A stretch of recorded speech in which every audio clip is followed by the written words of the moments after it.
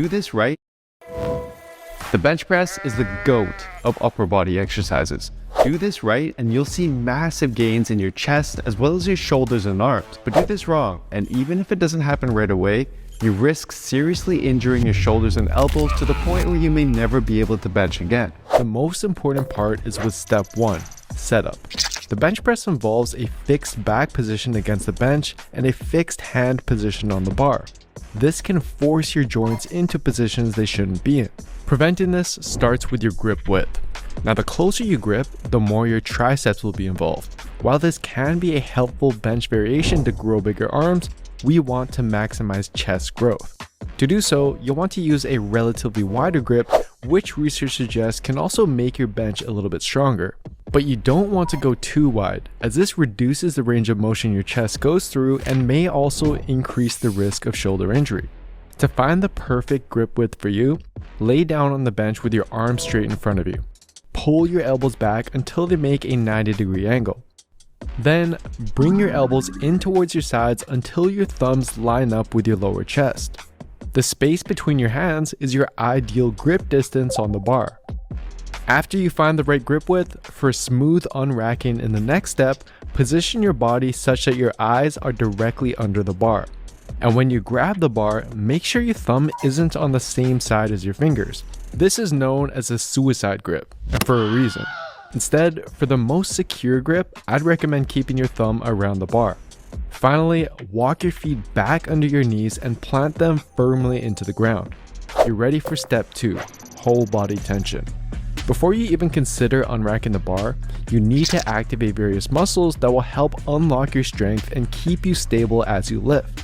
Let's start with the lower body. Use your quads to push your feet down into the ground and use your glutes to drive your knees out. Then, activate your lats by bringing your armpits down to your hips. You can imagine there was a band attached to the bar pulling it back as you try to pull it forward. Next, we want to create an arch in your upper back. Some competitive powerlifters take this to the extreme to help them reduce the range of motion so they can lift more weight. But this may not be the best for growth, and it does require a lot of upper back mobility. A slight arch, however, is something I'd recommend, as it can help make the bench press feel a little more comfortable on your shoulders and may help you recruit more of your chest fibers, especially if you sit all day in a hunched over posture. But to create it, you are not just arching at your lower back and sticking your ribs out. Instead, simply think about opening up and extending your chest. This should create a little bit of space between your back and the bench as a result. Once you've set your arch, straighten your wrists by pointing your knuckles to the ceiling. Then, through your nose, take a deep 360 breath into your abdomen and brace your core as if someone were about to punch your stomach. You're ready for step 3, unracking. This is where most people lose all their tension and mess up their bench press before they even started. To avoid this, maintain your arch and stay tight, then push the bar up to get it off the rack. From there, you want to use your lats to pull the bar into the starting position right above your shoulders. Then, re-engage your lats by thinking about bending the bar in half. You're ready for step 4, descent. The most common mistake people make here has to do with the bar path. Unlike the squat and the deadlift, during a proper bench press, the bar should not travel straight up and down. This form can aggravate the shoulders by placing them in a compromised position, and it also won't be the best form to activate your chest. In fact, one well-executed study compared the bar path of novice benchers who could bench 225 pounds to elite benchers who were lifting well over 400 pounds. As you can see, in both cases, they don't bring the bar straight down. They bring it down and slightly forwards. But it's important you do this properly. First, avoid letting gravity just drop the weight. Instead, actively pull the bar down by using your back muscles to squeeze your shoulder blades together. Focus on pulling the bar down towards your lower chest, right around the level of your nipples. Now, as you do this, your elbows will have to bend, but you want to avoid tucking your elbows too close into the body and also avoid the more common mistake of flaring them out to the sides. Instead, to maximize chest activation and minimize shoulder discomfort, keep them tucked at about a 45 to 70 degree angle away from your body. Think arrow shape instead of T shape. Now, as for how deep to go, to maximize growth, you ideally want to touch your chest with the bar. But some people, especially if they're locked into a rounded posture, don't have the required mobility to do this. Their shoulders will roll forward at the bottom, which can cause discomfort and potential injury. In this case, stop an inch or two above your chest or whatever is most comfortable for you. But once you do reach the bottom position, your forearms should not be bent inward or outward. If they are, to minimize discomfort in your joints, try narrowing or widening your grip to get your elbows stacked directly under your wrists. So by this point, the bar should have traveled down and forwards and now be sitting just above or on your lower chest. You're now ready for step 5, ascent. But guys, if you want to maximize growth and minimize injury, I'm sure you can now see the importance of finding the right form for you and your individual structure.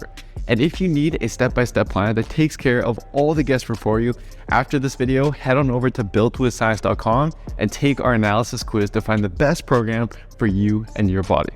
But for now, step 5. Quite a bit of recent research has highlighted the importance of the stretch position of an exercise. In the case of the bench press, the bottom position when the chest is fully stretched is likely the most important part for growth. But it's also the hardest part. Most people lose out on chest gains by letting the bar bounce off their chest.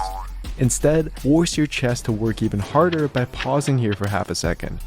But as you do this, do not completely relax and let the bar simply sit on top of you. Keep the tension in your legs and upper back and feel your chest working to keep the bar stable.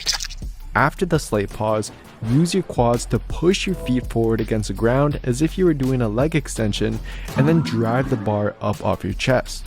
But as we talked about earlier, don't push the bar straight up. If we take a look back at the study I mentioned earlier, novice lifters tend to drive the bar straight up off the chest, whereas elite lifters drive the bar up and backwards off the chest. So although it might feel a little bit weird at first, try to drive the bar back up towards your head so that from the side view, the bar travels in a slight arc. And as you do this, to boost chest activation, don't think about just pushing the weight up. Try thinking about pulling your biceps in as if you were trying to touch them together. But as you get to the top, avoid letting your shoulders steal gains from your chest by collapsing your upper body and rounding your shoulders forward. Instead, keep your chest up by maintaining the arch in your upper back and squeeze your biceps into your armpits until your arms fully straighten over your shoulders. Exhale through tight lips as you come to the top. Take another deep breath in your stomach, brace, and then control the weight back down for another rep. Congrats! You have just done the perfect bench press. You can give these videos a watch next to fix your squat and deadlift, and I'll see you next time. Angel One app is built for traders.